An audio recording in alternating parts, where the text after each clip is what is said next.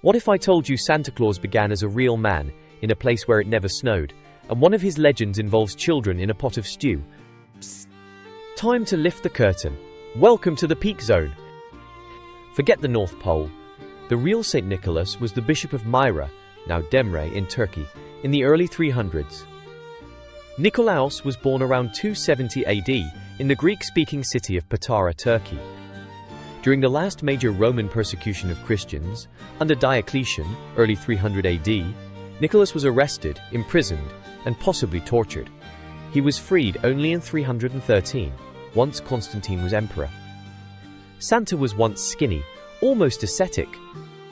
In early American and European art, he appeared as a tall, slender, monk-like figure, looking more like a wandering ascetic than a jolly gift-giver.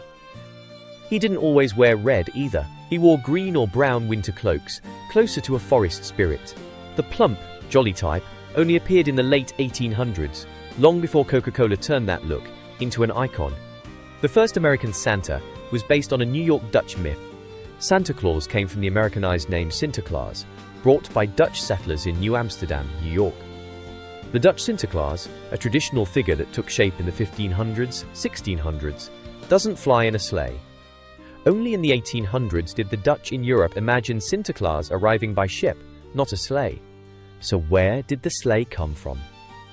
The Night Before Christmas, that American newspaper poem, didn't just add a sleigh, it invented a flying sleigh, the 8 reindeer, their names, the chimney entrance, and the gift-filled sack.